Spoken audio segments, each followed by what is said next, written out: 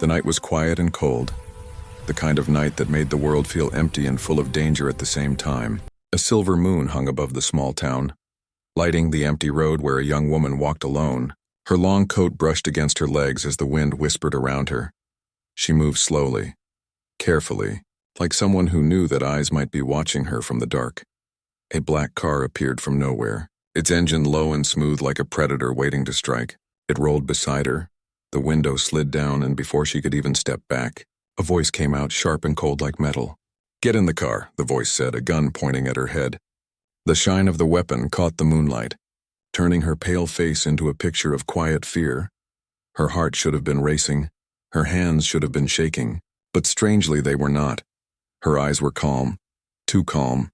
The man holding the gun frowned as if something didn't feel right. The other man in the car whispered, "Come on, just grab her. We don't have all night."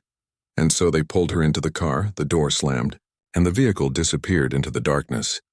The road went silent again as if nothing had ever happened. Only the cold air remembered the scene that had just passed inside the car. The young woman sat between two men, her wrists tied, her face hidden by her hair. One of the men grinned. "You must be wondering who we are," he said with a little laugh. "But don't bother asking, sweetheart, it won't matter after tonight." She looked up. Her eyes met his in the dim light, and she asked softly, "Do you even know who sent you?" He blinked, confused. "What do you mean, who sent us? The boss gave us the job." "That's all we need to know," he said, trying to sound confident. But there was something in her voice that made his skin crawl. She leaned closer, just enough for him to see the hint of a strange smile. "Then you're already in danger," she whispered. The driver looked through the mirror. "What did she just say?" he asked, his voice uneasy. "Nothing," the first man replied quickly, but his hand was shaking slightly as he tried to light a cigarette. The woman looked out of the window, the town lights fading behind them, her eyes distant, her thoughts unreadable. There was something in the air, something heavy, like the start of a storm. They drove for miles through dark roads lined with trees. The only sound was the hum of the engine and the whisper of the tires against the wet ground. The man beside her finally asked, "Who are you anyway? Why does the boss want you?" But she didn't answer. She just tilted her head slightly, her expression soft but unreadable. "You'll find out soon," she said quietly. The driver laughed to break the tension. "Find out what? That you're some rich girl who crossed the wrong people," he said. But even as he spoke, he couldn't shake the feeling that something was wrong. Her calmness didn't fit.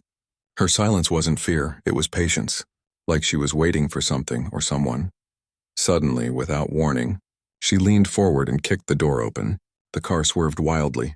The driver shouted. The man beside her grabbed for her arm, but she moved fast, faster than they could follow. The car spun and crashed into a ditch. The headlights shattered, and for a moment, everything went white and loud, then quiet again. When the men opened their eyes, she was gone. The ropes that had tied her hands were on the seat, cut cleanly as if by a blade. The first man stumbled out of the car shouting, "Find her! She can't be far." They ran into the trees, flashlights slicing through the dark. But the forest was still. The only sound was the rustling of leaves and their own heavy breathing. The driver cursed. How could she do that? "She was tied," he said, his voice shaking. The other man answered, "I don't know, but something's not right. She's not just some girl." His words were barely out when a whisper echoed through the forest, soft and cold. "You shouldn't have come after me." They turned around fast. But there was no one there, only the darkness watching them. One of the flashlights flickered and went out. The man holding it shouted, "She's playing with us." But before he could move, something hit him from behind. He fell without a sound. The other man called his name, his voice echoing through the trees, then silence again. The driver ran back to the car, breathing hard. He grabbed his phone with trembling hands and called his boss. "We picked her up, but she escaped," he said quickly. "I think she's one of them." There was silence on the other side for a long moment. Then a deep voice said slowly, "Describe her." The driver swallowed hard. Tall, dark hair, calm eyes. She didn't look scared. Not even for a second. The man on the phone went silent again, then finally spoke, his voice lower now, almost like a whisper. "You fool, do you know what you've done? That woman isn't our target. She's a ghost, a government operative who vanished years ago." The driver froze, his mouth dry, his hands shaking. "What do you mean?" he asked quietly. But the line went dead. The forest was quiet again, the air cold and sharp, somewhere among the trees. The woman stood watching, her coat torn, her eyes steady, and as the first light of morning touched the horizon, she whispered to herself, "You should have left me alone." The night air was thick with mist. The forest stretched endlessly under the pale light of the moon, and somewhere between the whispering trees the young woman moved like a shadow. Her steps light, her breathing calm, her eyes sharp and clear. Behind her the sound of shouting echoed through the dark. The men were still searching, angry and afraid, their flashlights cutting weak lines through the fog. She stopped for a moment beside an old oak tree, her hand pressed against the rough bark, her mind racing. She could still hear their voices in the distance. They were closing in, but she knew the forest better than they did. She had trained in places far darker than this. She had escaped worse traps. Her body moved on instinct, each motion fast and silent like a memory waking from sleep. The driver stumbled through the mud, shouting her name though he didn't know it. "Come out, we won't hurt you," he yelled. His voice shaking, he was lying and he knew it. His partner was still missing, and deep inside he felt the truth. The woman was not the victim anymore. She was hunting them now, not the other way around. A sudden sound made him spin around. Something cracked behind the trees, his heart jumped. But when his flashlight flashed across the clearing, there was no one there. Only the soft rustle of leaves in the wind. He turned back toward the car. But before he could take another step, a hand grabbed him from behind, quick and strong. His flashlight fell into the mud and the light went out. He tried to scream, but the woman's hand covered his mouth, her voice close to his ear, soft as ice. "Quiet. If you want to live," he froze, trembling. Her other hand took the gun from his belt with a smooth motion. She pushed him against the tree and whispered, "Who sent you?" The man shook his head. "I don't know. We were just told to bring you to the docks." She narrowed her eyes. "Who gave the order?" He hesitated, but when she pressed the gun against his chest, he spoke fast. "Victor Crane, that's the name. He's the one paying us." Her expression changed slightly, a shadow crossing her face. "Victor Crane," she repeated slowly. The name tasted like poison on her tongue. She stepped back and let him fall to the ground. "Go back to your boss," she said. "Tell him the ghost is coming for him." And before he could speak again, she disappeared into the trees, leaving only silence and fear behind. By the time he stumbled back to the car, the sun was beginning to rise, weak orange light touching the edge of the forest. His hands were shaking as he tried to start the engine. His phone buzzed again. The same deep voice came through. "Is she dead?" The driver swallowed hard. "No, she escaped. She knows your name." The voice went quiet, then spoke slowly. "Then you're already dead." The line cut off, and the driver felt a cold chill crawl up his spine. He looked around, but the forest seemed to move around him, shadows shifting like they were alive meanwhile. The woman reached the edge of the woods, her coat torn, her hair messy, but her eyes still calm in the distance. She could see the small lights of a village. She walked toward them quietly, her mind full of memories she wished she had buried. Victor Crane, that name had once meant something else. Trust, loyalty, maybe even friendship. But that was before the betrayal, before she had vanished from the world and become a ghost. She entered the village. Small houses sleeping under the early dawn, dogs barking somewhere in the distance. She found an old cabin near the river. The door creaked when she pushed it open. Dust filled the air, but it was safe enough. Inside, she lit a candle and sat down, pulling a small metal chip from the inside of her coat. It was the size of a coin, covered in scratches. It held the truth, a truth people had killed for, and the reason Victor Crane wanted her dead. Her reflection flickered in the candlelight. "Tired but strong," she whispered to herself. "I should have known he'd come after me." She opened a small notebook and drew a simple map. The docks, the warehouses, the roads she once used when she worked for the agency. She still remembered every detail, every escape route, every blind spot. Years of training buried deep inside her were coming back, outside. A car passed slowly on the main road. She blew out the candle and crouched near the window. Two men stepped out of the vehicle. They were searching again. She recognized the mark on their jackets. The same group from the forest. She waited silent, holding her breath until they moved on. Then she stood, her expression steady. "They will keep coming," she murmured, "until I finish this." As the first light of morning spread across the sky, she packed her things, a small knife, a gun she had taken from the driver, the metal chip, and the map. She stepped out of the cabin and looked toward the city in the distance, the place she had sworn never to return to, the place where everything had started. Every step she took was slow but sure. Every heartbeat echoed with one thought: Revenge. She had been hiding long enough. It was time to face the man who had turned her life into a lie. The wind picked up, carrying the smell of the sea. She knew the docks were waiting, and so was he. Somewhere in the city, Victor Crane stood by a large window. Watching the sunrise, his assistant entered the room and whispered, "She's alive." He smiled faintly, his eyes cold. "Good," he said. "Let her come. I've been waiting for this day." Back on the road, the woman walked without looking back, the mist curling around her feet like smoke, her eyes hard, her voice calm as she whispered to herself, "They put a gun to my head, but they forgot who I was." And with that she disappeared into the light of the rising sun, her next move already set in motion. The city was waking slowly, its streets glowing under the gray light of morning. Cars rolled by, horns echoed faintly, and people hurried to work, unaware that something dangerous was walking among them. The woman had changed her look, her hair tied back, her coat replaced with a plain jacket. She moved like an ordinary person, but her eyes searched every face, every corner, always alert, always ready. She was no longer hiding. She was hunting. She stopped at a small cafe near the station. The smell of coffee filled the air. She sat by the window with her back to the wall, her hands around a cup that had already gone cold. She wasn't there for coffee. She was waiting, watching. She knew someone would come. They always did. She could feel eyes on her, but she stayed calm, pretending to read a newspaper left on the table. The headline spoke of a new business deal signed by a man named Victor Crane. She smiled faintly, her lips curling into a quiet expression of anger, so he was still pretending to be clean. Across the street, a man in a black jacket spoke quietly into a small earpiece. "Target confirmed," he said, his voice steady but nervous. "Orders?" he asked. The reply came back in a deep tone. "Don't lose her. We need her alive." The man nodded and adjusted his cap, pretending to be just another face in the crowd, but the woman already knew. She had noticed the reflection of his earpiece in the glass.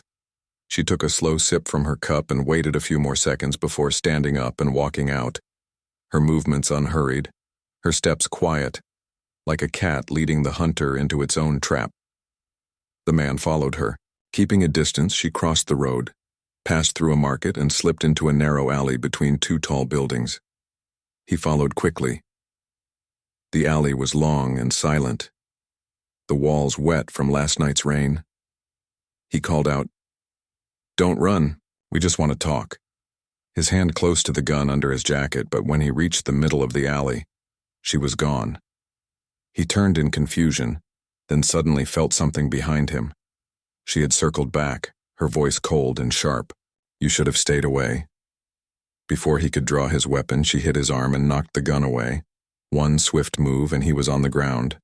She leaned close and whispered, "Tell your boss I'm coming," then disappeared into the crowd once again. She walked fast through the busy streets, blending in easily, her mind replaying the name Victor Crane over and over, every memory of him burned in her chest. She remembered the day he betrayed her, the lies he told, the missions that went wrong because of him. She had trusted him once, and that trust had nearly killed her. Now it was time to end what he had started. Meanwhile, inside a tall glass building overlooking the city, Victor Crane sat in his office, his face calm, but his eyes sharp. A young assistant entered, her voice low. "Sir, we lost her again." He stood up slowly, his reflection staring back at him from the glass. "She's not a normal target," he said quietly. "She's a ghost, and ghosts don't die easily." He turned and smiled slightly. "Send more men, and double the reward I want her brought to me." The woman knew he would come after her. She counted on it. Every move she made was planned. Every street she crossed was part of a path leading back to the docks, the place where the truth waited. She reached a bridge that overlooked the river, stopped for a moment, and watched the water flow under her feet. It was calm, too calm, and that made her uneasy. She noticed a van parked near the bridge, tinted windows, engine running. Her instincts screamed danger. She turned to walk away, but the side door of the van opened and two men jumped out. One grabbed her arm, the other aimed a taser. She kicked the first man hard in the leg, spun, and caught the second one's wrist before he could fire. She threw him to the ground, took his taser and pressed it against the van's tire. Sparks flew and the rubber exploded. The noise drew attention, but she was already gone, running across the bridge, the crowd too thick for them to follow. Her heart pounded, but her mind stayed clear. She turned down another street and entered an old subway station. It had been closed for years. The air smelled of dust and metal. She moved down the stairs quietly, her eyes adjusting to the dim light. She stopped at a rusted gate and pushed it open. Inside was a small underground room, once used by the agency as a safe house. Everything was still there. The maps, the lockers, the old radio. She sat down on a metal chair and exhaled slowly, her fingers tracing the cracks on the table. Memories flooded back. Her team, her missions, her last day before she vanished. She closed her eyes for a moment, hearing their voices again. But then she pushed the memories away. She couldn't afford to feel, not now. Above ground, the men reported their failure to Victor Crane. His voice was calm, but his eyes burned with fury. "Find her," he said, "before she finds me." His assistant hesitated. What if she already knows? He looked at her and smiled coldly. "Then we make sure she doesn't live long enough to use it." Back in the subway, the woman opened the metal chip she had kept hidden, connecting it to an old tablet. The screen flickered. Lines of data appeared. Names, numbers, secret files, evidence that could destroy Victor Crane completely, she whispered. "This is the end, Victor." Her voice soft but full of fire. She knew what she had to do next. She picked up her gun, checked the magazine, and stood up. The time for running was over. The chase had just turned around. The night returned. The city lights shimmered like broken glass, and somewhere in the dark streets a storm was beginning again. The night wrapped around the city like a dark secret. Rain fell softly over the empty streets, washing away the noise and leaving only the sound of water and whispers. Somewhere beneath the flickering lights of an old bridge, the woman walked with quiet steps, her jacket soaked, her face calm but her mind alive with purpose. She had returned to the city not to hide but to hunt. She knew Victor Crane was close, and this time she would not miss her mark. She moved through the narrow lanes, her eyes catching every reflection, every shadow that moved where it shouldn't. The city had changed, but not enough to fool her. Every corner carried memories she had tried to bury. She passed a small shop with broken glass and faded signs, a place that once served as a front for the agency. She paused, pressing her hand against the wall as a wave of old pain returned. This was where her life had ended once, where her name was erased, and where the ghost had been born. Inside the old building, dust floated in the air like quiet ghosts of their own. She walked slowly, her boots crunching against the floor. She saw old files scattered, bullet holes in the walls, a reminder of the night everything went wrong. Her last mission, the one Victor had ruined. She could still hear the screams of her team, the sound of betrayal ringing louder than the gunfire. She closed her eyes for a moment, breathing through the ache that never really left, and whispered, "I'm back." Outside, a black car stopped near the alley. 3 men stepped out, their faces hidden under dark hoods. One spoke into his radio. "She's here somewhere," the other replied. "The boss wants her alive." The first man laughed softly. "Alive or dead, she won't last long."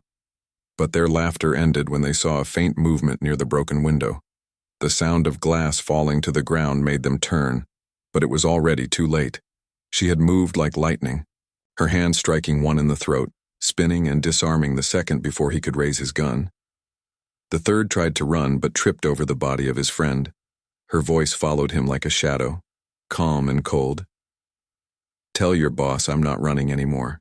He stumbled to his feet and vanished into the dark, shaking and terrified. She searched one of the fallen men and found a small communication device. She pressed it to her ear. Static filled the air. Then a voice spoke. "Unit 3, report." She waited, then replied in a quiet, steady tone. "Target secured."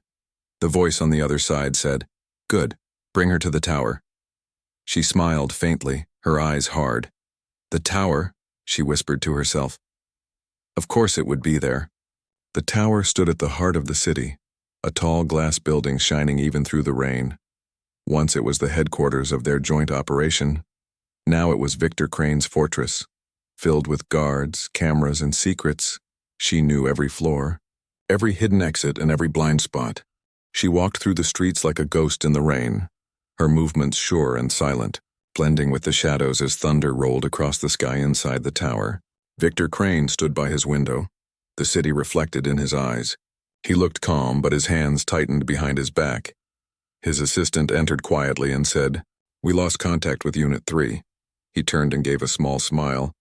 "Then she's close," and he said, "Prepare the top floor. She'll come to me." His assistant hesitated. "Sir, maybe we should leave." He shook his head slowly. "No, you don't run from ghosts. You face them." She reached the tower as lightning flashed across the clouds. The guards at the entrance never saw her coming. She moved fast, quiet, precise, taking them down one by one with no noise, no mercy. She entered the building and looked around. Everything was too clean, too perfect, the kind of perfection that hides something rotten underneath. She took the elevator but stopped it halfway, prying open the door and climbing through the shaft, her hands steady even as the sound of machinery echoed around her. She reached the top floor and waited behind a steel beam. Listening, two guards talked outside Victor's office. One said, "The boss said she was just a woman." The other laughed nervously.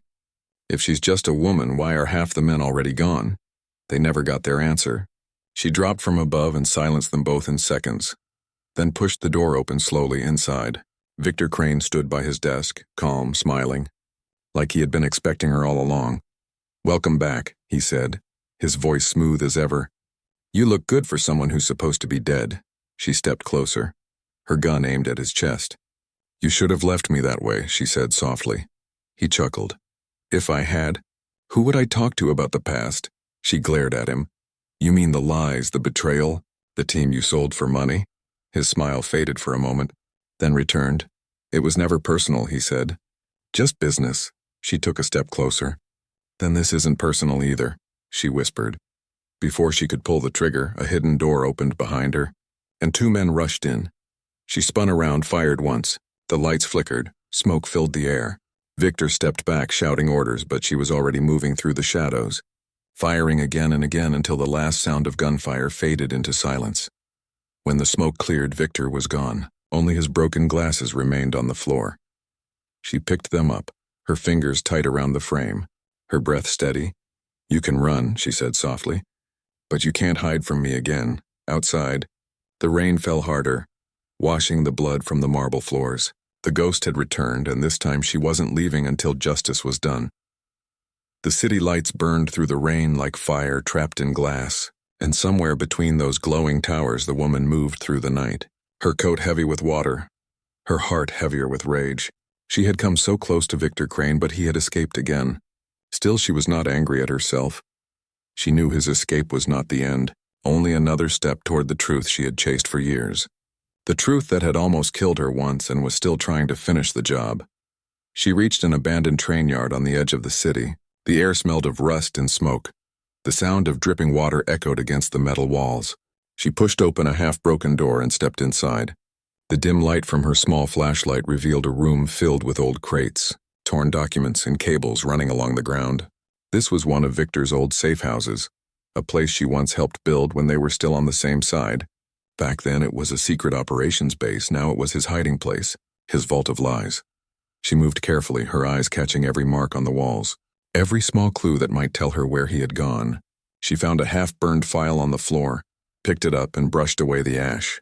The papers inside were soaked, but she could still read some of the words, names, numbers, and a logo she recognized instantly. It belonged to the agency that had trained her. Her chest tightened. This was bigger than she thought. Victor had not just betrayed her, he had betrayed the entire system, selling government secrets to the highest bidder, destroying everyone who got in his way. Her hand shook slightly as she turned another page. There was a photo of her, younger, smiling, standing beside Victor, both wearing black uniforms, both trusted, both loyal to the same cause. Under the picture were the words, Agent 47A, terminated. She stared at the word terminated for a long moment, then whispered, "They erased me because of him." Her voice was low, almost broken, but her eyes burned with quiet fire outside. A soft sound broke the silence. The crunch of gravel under boots. She turned off her flashlight and moved behind a pile of crates. Listening, two voices whispered near the entrance. "Boss said she might come here," one of them said. "If she finds the files, it's over," the other replied. "Then we make sure she doesn't leave." They entered the building, their flashlights sweeping across the room. She watched them silently, her breathing slow, waiting for the right moment. When one of the men passed close to her, she grabbed him from behind, pulled him into the dark, and knocked him out with one sharp hit. The second man turned and shouted, firing his gun into the shadows. Bullets tore through the air but hit nothing. Before he could reload, she appeared behind him and kicked his weapon away. Her voice calm. "You should have stayed home tonight." He stared at her in terror. "Who are you?" he asked, trembling. She leaned closer. "The one your boss tried to bury," she said, and with that, she hit him once and he fell unconscious beside his friend. She dragged both men into the corner and searched their pockets. One of them had a small electronic key. She held it against the door of a locked cabinet and it clicked open. Inside were several hard drives and folders neatly labeled. She took one drive and connected it to a small portable reader. Lines of data filled the tiny screen. Her eyes widened. She saw names of agents, missions, and payments from unknown accounts. Victor had been selling identities, exposing his own people for money. Her hands clenched as she whispered, "He's a traitor. Not just to me, but to everyone."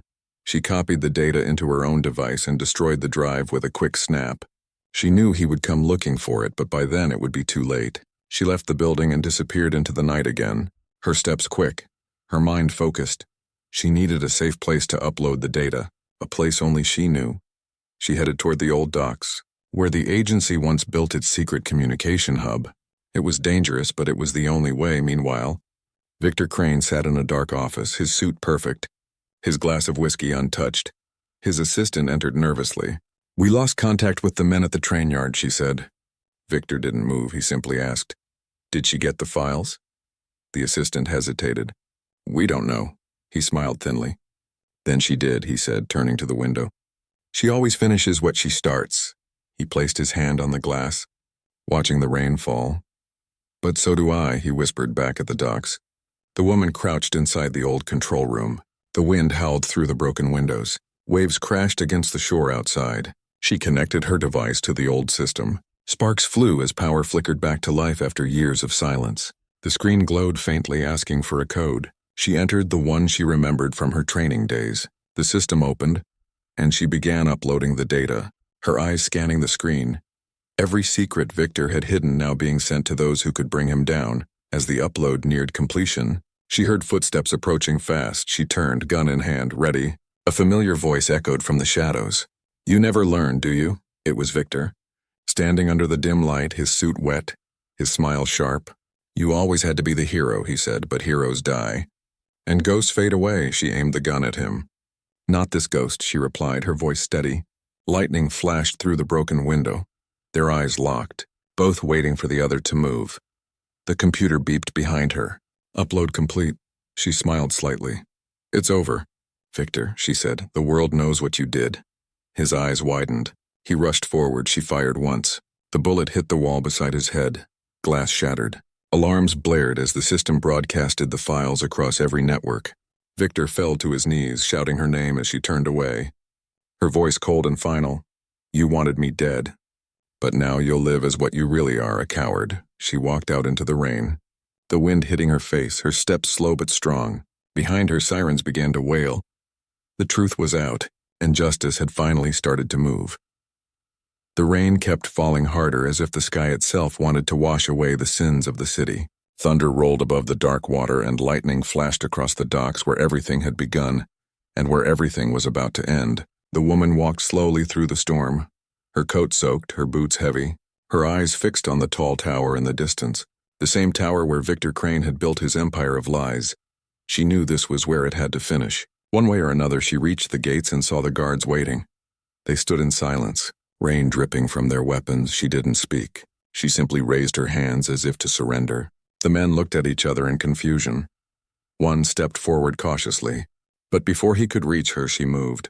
Faster than the lightning that flashed behind her, 2 sharp strikes and both men were down. She caught one of their guns and kept walking. the rain hiding her every sound. Every move, she was no longer just a woman. She was a storm made of vengeance and memory inside the building. Alarms were ringing, red lights flashing through the hallways. Victor Crane watched the security feed on his monitor. His face pale, but his eyes still sharp. He could see her moving through the corridors, one guard after another falling without a word. He whispered to himself, "You really came back." And a strange smile crossed his lips, half admiration, half fear. He turned to his assistant. "Leave now," he said quietly. "This is between her and me." The assistant hesitated, then nodded and ran, the doors closing behind her as Victor poured himself a drink he didn't touch, his reflection staring back at him like a stranger downstairs. The woman moved through the shadows, her heart steady, her mind clear. She knew this place like the back of her hand. Every hall, every staircase, every blind corner. She had helped design the security system once, and now she was using it against its own creator. She passed a corridor lined with glass, her reflection looking back at her, tired but strong, her breath mixing with the cold air as she whispered, "Almost there." She reached the elevator and pressed the top floor button. The doors closed with a metallic hiss. The slow hum of the machine echoed in the silence. Her fingers brushed against the gun, her thoughts drifting to the past for just a moment. She remembered her team, the people she had lost because of Victor's greed. She remembered the promise she made to never forget, never forgive, and now she was keeping that promise. The elevator stopped. The doors opened, and the world above waited for her with cold light and quiet death. The top floor was empty except for Victor, who stood near the wide window overlooking the city. His suit perfect despite the chaos. He turned slowly as she stepped inside. Their eyes met across the room, years of anger and betrayal crashing together in that single look. He smiled faintly. "You made it," he said, his voice calm. "I wasn't sure you would." She walked closer, her gun raised, her words soft. "You always underestimated me." He nodded slightly. "Maybe I did, but tell me, what do you think killing me will change?" She stopped a few feet away, the sound of rain hitting the glass filling the silence. "It won't change the past," she said, "but it will stop the lies." Victor laughed quietly. "You think you've won? Those files mean nothing without proof. People believe what I tell them." She tilted her head slightly. "They already know," she whispered. "The data was sent before you got here. Every government, every agency. They know who you really are." His face tightened, the calm fading. "You're bluffing," he said, his voice cracking just enough to betray the fear underneath. She took one slow step forward. "Try turning on your newsfeed," she said. He turned toward his desk, grabbed the remote and pressed a button. The large screen flickered to life. The news was playing, his own face across every channel, words flashing below it. "Victor Crane under investigation."